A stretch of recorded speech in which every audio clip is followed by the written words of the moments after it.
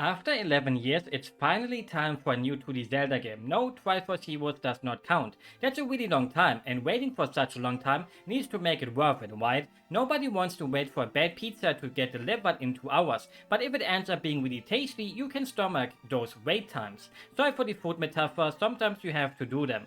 I can already tell you though that it was worth the wait for everyone who wants some good old classic 2D Zelda with a few twists that make the game better but at points also weakens it. There will be no spoilers and I will only use early game footage and won't talk about how amazing some of the later stuff is, so no need to be afraid of me, so you can get surprised by all the wonders the world has to offer by yourself when you play it. The story is simple. Link has to rescue Zelda again and well, it turns the page around on it. Link falls into the rift and now it's your turn as Zelda to save him and also close the rifts, because if you stare too long into the abyss stares back at you. That's what the famous game designer Friedrich Nietzsche once said, the guy responsible for the funny Xenosaga subtitles. That was my daily Xenosaga reference.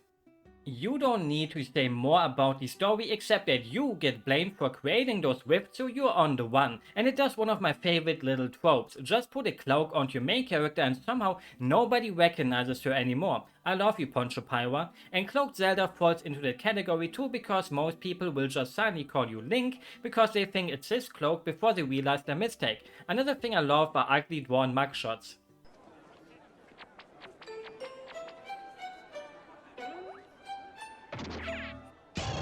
What the bloody hell is this? One thing that I felt was a bit weird is how Zelda is not known. It makes sense for people to not know Link normally in most games since he's not a royal or something like that. But for example, when you go to the Gerudo village, the leader of it is like, oh, you're Zelda? Never heard of her. Like, she's the princess of this whole kingdom. How would you not know her? Shouldn't all the leaders work together and know each other? I expected everyone going like, wow, that's Princess Zelda, I love you, after you reveal your Zelda to them, but they just go, who? Well, everyone in Hyrule Town is like, damn Zelda, please marry me. Can't blame them. The game actually comes up with a lore reason why Link doesn't talk in it, because the rifts sometimes steal away the voices of people that fell inside of them, and that's what happened to Link as a kid. I thought that's a cute little way to mention his muteness. Another thing that's not really new but is kinda now for most new people to Zelda is you have a companion again. The first companion in like such a long time. Fi really was like the last time a Zelda game had an actual companion, and let's be honest, she probably was the reason why. Tri or Twi, I know it's Twi because that's how you also say Triforce, but back then as kids me and my friends always said Triforce. Is she a cute little friend who enables you to be able to create echoes of objects, take monsters with you, or allows you a bunch of other abilities like being able to glue yourself to enemies.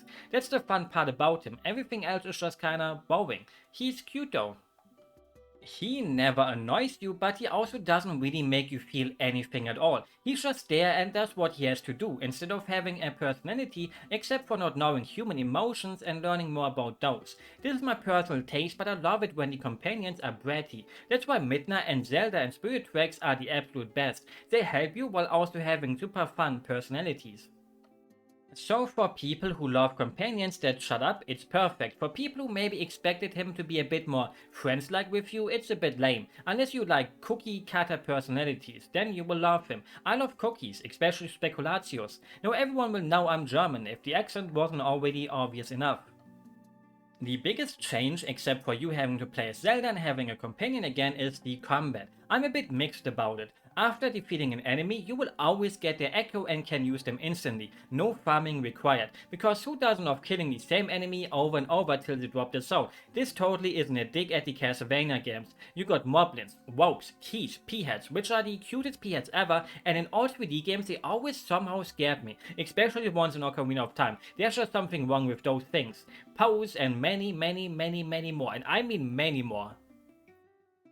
Most enemies have a clear tactic on how to defeat them, like the moles can only see in front of them, so if you use the scorpions that can dig into the stands, they will come up behind them to beat them up. If you just send an echo that attacks them from the front, they will disappear in their hole, so the fights have a bit of tactic to them, but not really. Most of the time I could just stay in the cut corner and spawn a bunch of monsters that just turk rush the actual enemies and finish it while I watch. They also got clear weaknesses, like the peaheads being weak to fire since they're flour, so they start burning and you can just wait till they're burned to ashes. Or Dark Nuts are extremely strong against Gyptos since they do 0 damage to them, so just spawn one guy and while he will take a bunch of time to destroy them, there's 0 downside to it, unless you hate wasting your time. If you don't want the fights to be like little puzzles, you can enter your sword fighter form that allows you to use a sword and other things eventually. It drains your energy bar though, and at first you can't stay in it for too long, before you upgrade it or your weapons too with mighty crystals you can find. Every time you enter the form the music changes though, and I hate it when games do that. Reminds me of Link's Awakening doing the same thing whenever you would pick up those power-ups, and it even annoyed me as a kid when it blasted a dumb song out of my Game Boy Color. My parents grounded me once for it. Every monster has a different cost. Some cost only 1 star while others cost way more than that, and at first we struggle to really combine them with each other. With 4 stars you can do one redead that can stun the enemies with the scream, but then you only got enough left to spawn a dumb rope or a keys. Not a strong combo, but once you level up twice you can spawn more and more because it lowers the costs, and you also get a bunch more stars, and you can do strong combos like a Dark Nut with a redead so the enemies can avoid the slow attacks from the Dark Nut. My problem is I don't want every fight to take longer than it has to, so I just started ignoring enemies on the overworld that I already fought before and in dungeons too that I didn't have to defeat, like when I get locked in a room with them and can't leave till they're all dead. In other 2D Zelda games I would always just bonk them on the head on the way because it was easy to do, but here I would have to first go into the menu, pick the right echo to fight them with, and then watch them miss their attacks till they actually hit them and finish the fight. Sure, I could just enter my sword form, but it's just a bit too draining on your soul and makes you feel like, yeah, I'm wasting my time. So unless there was a chest around or too many enemies that I couldn't ignore because they kept attacking me while I tried to build stuff, I was the one ignoring them. To some people this might as well not even be a complaint at all since they would just never fight them anyways. The fights are at their best when the room layout is suited for them and you can use it to your advantage. If it's just in a big empty room, they're just a bunch of people chasing you while your monsters try to get them, or you staying in the corner and letting them do their thing.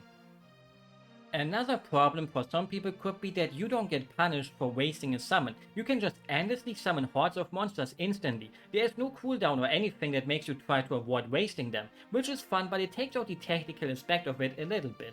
I would say the fun is worth it because sometimes things should feel a bit broken.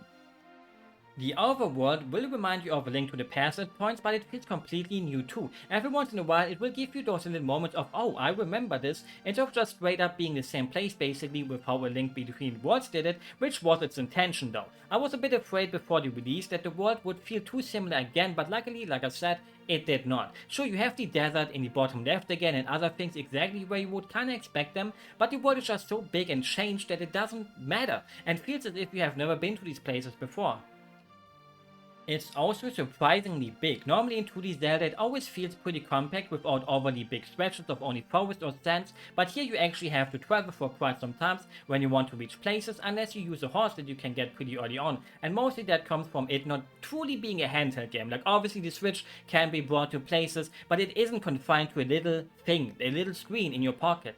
Or just warp around, but obviously you need to first find a warp point to activate it and try to fill up your stamps to make the stamp guy happy. A little side quest throughout the whole game where you stamp your card by finding these little spots, so you do get rewarded for looking around everywhere, even though you already get rewarded plenty for it anyways. I have to say this was a missed opportunity to put Tingle into the game. Having him just fly around like this, I miss him so much. Please, I need more Tingle in my life. There's puzzles in the overworld and in caves that most of the time you will get ingredients for, rupees or just echoes, but also the obligatory heart pieces, and I didn't know how much I actually missed collecting them. They just lay around sometimes, teasing you and making you think, I'm coming to get you. I'm a fan of seeing things I can get, like a girlfriend, and in the other Zelda games you sometimes see them and try to get them, but can't because you're missing an item. So when you get the item, you can come back and finally get it. It gives you that sense of progression. Here it kinda does it to a smaller degree. Most of the time you will just have the echo walking or standing around that you need for the chest or heart piece. It feels good though, finally having new things given to you constantly without having all of the tools right at the start and never really getting anything new. And also teaching you how to use them in their intended way at the same time, or just use them in their unintended way. Use them any way you want. The echoes are basically little dungeon items and you get so many of them. Why would you need a hookshot anymore if you get the flying tile so you can jump onto it and travel in the air for a bunch of meters with it? Don't need a vacuum cleaner for sand when you got your wind cannon and so on. And some of these are actually real head scratchers where I sat there and thought, how do I get there? I was trying to build my way up, making a bridge, but none of that really worked till I remembered you can glue yourself to your monsters, and I used a spider to crawl up the wall to bring me with her. I still don't know what you were normally supposed to do, and I love the feeling of it. Did I do it wrong? Did I do it right? Doesn't matter as long as I did it. No worries for people who actually enjoy the classic puzzles more though. You got plenty of those too, shoving boxes onto switches, turning the lamps on with fire and all the stuff that has been missing for years, especially since we are finally back in actual dungeons that really feel like dungeons. Before you enter those, you have to do quests though to be allowed to enter most of the time, and some of them felt a bit too stretched at times, like you have to go there, and then over here, and then over there again, and so on with a few little rift sections in between. They act as little tutorials for the actual dungeons at points, with the echoes you pick up during them, and making sure you have everything you need for the dungeon. Like the bombfish is needed in the water dungeon, but imagine if you would walk into the dungeon without having to do the other things first, you never learned it. Obviously the bombfish can also just be found in the water dungeon itself anyways, but getting it from there would feel a bit more uncool. I know that sounds dumb, but it's a fun way to look at it. The dungeons easily can rival some of the greatest in the 2D games, and they do feel way more open, which also leads to them having a bunch of warp points, something you didn't really had much of in the other games, where you mostly got like one checkpoint after defeating the mini-boss, but here you have more of them, having to teleport here and there instead of walking all the way all the time. All of them also got great bosses. They really came up with some fun ones. 2D Zelda games always had a few familiar faces every once in a while, but is it also the case here? That's for you to find out, because I won't show you a single one. Let's just say that I wish 2D Mario games would get such good bosses, instead of only getting Bowser Jr. or the Koopa Links nowadays. Why does Mario have to suffer from those? My biggest fear was that in the whole game you can easily just do the same thing over and over, even in dungeons. Build a bed and then build another bed and then another one. Because every time I checked Nintendo's Twitter page, it did the whole look, you can build a bed, isn't that funny marketing, where 95% of the clips they posted from the game were about the bed. Luckily those fears were quickly gone to a degree again. There are just a bunch of things that make others obsolete. The bed building method gets way worse the second you pick up the spider echo that can make you one up the highest walls possible, but then you basically have this auto OP way of getting over almost every wall or onto platforms, which is a bit lame. Why build a bridge or try to jump over a bunch of trampolines when you can just do it so easily by summoning a flying platform? But in a way it's up to yourself. Do you want to get creative and see what is really possible, or do you just want to get it over with and pick the easiest and most simple way? It's nice to have options after all. It opens up a lot of potential for challenge ones, like how in Mario Odyssey, people tried finding out how many captures are really needed to beat the game with. Be the first YouTuber to do a one without trying to use a single echo, I don't think it's possible without glitches, and get all the views in the world. Take a quick look at the water dungeon for example. You have to go left and right to activate switches to make a fountain that shoots you up. But what if I just use my cute spider to get up? It actually doesn't matter since you need all 4 switches anyways, and it makes you feel like a silly and goofy person for doing it this way and doing room 3 first instead of room 2. Wowie. The inventory system is basically like Tears of the Kingdoms. It gets cluttered way too quickly, even if you can sort them by most used type, etc. After a bit it gets a bit more sorted in your favor because the most used ones can quickly be picked, but if you ever feel like, I wanna use something I haven't used much before, you gotta scroll through the list of enemies and objects because there's a lot, or check the notebook, but that's still a lot and it isn't good. Some of the objects just feel a bit unneeded after a bit too. Why use a box if I can use a rock to throw? Why a table if I can just use a trampoline? They all have their small little changes, like being able to use a vase to hide in, a box breaks when it falls down while a rock survives it, and things like that, but sometimes you would kinda wish you had an option to say, hey, I don't want this anymore, let me disable it from my inventory, so whenever I actually need it, I can just enable it again. Especially when you can even have multiple levels of enemies and objects. There's a couple of bats, and the difference is that they generate hearts faster but also cost more to use. A level 2 monster will do more damage than a level 1 monster and come with some extras, like the anglerfish gets his little lamp on level 2, that kind of thing. I have no idea how they didn't find a better way for this, since it already was a problem in Tears of the Kingdom. It could have been solved by adding a bunch of presets for you to choose from. Let the player pick 15 of his favorite echoes and have a hotbar for it. Boom, hire me Nintendo. So the game has these little hiccups that hold it back a bit, but it's the type of game that you will end up falling in love with despite those issues, unless the combat system seems really unappealing to you. Then maybe you could get it on a sale. Nintendo games on a sale, I'm so funny. There's tons of echoes to find, dungeons to explore, caves to be caved in, stamps to stamp, outfits to be worn, smoothies to be made, and the most important thing, lots of minigames and more, but you have to see those things for yourselves because I don't want to spoil your fun with them. There's fun around every corner, just like in real life when you go to a theme park. It's a top tier 2D Zelda game, and I mean, have those ever disappointed? Not really. I will find you if you say anything bad about the Overworld games. For some reason, those are the ones with the most dislikers in the world. Shame on them. Also, Zelda has a cat but not a dog in her room. She's the best, because she's on my side. Even though I love dogs, I love cats more. In general, there's tons of dogs and cats around, and they're all really cute, just like the whole game. And very pretty too, at the cost of some weird stutters that the Link's Awakening remake already had. I have no idea why or how they didn't fix it, but I'm not a very technical person. If you need a whole rundown of the graphics and all that, you have to watch a digital foundry video on it or something. The music is also cute, but kinda lacks the big earworms that won't get out of your head anymore. It's like a mix between the Link's Awakening remake OST and the new 3D Zelda games. One of the town themes will really remind you of Terry Town's theme, because even I could hear the same instruments out of it, and normally I'm really bad when it comes to things like that.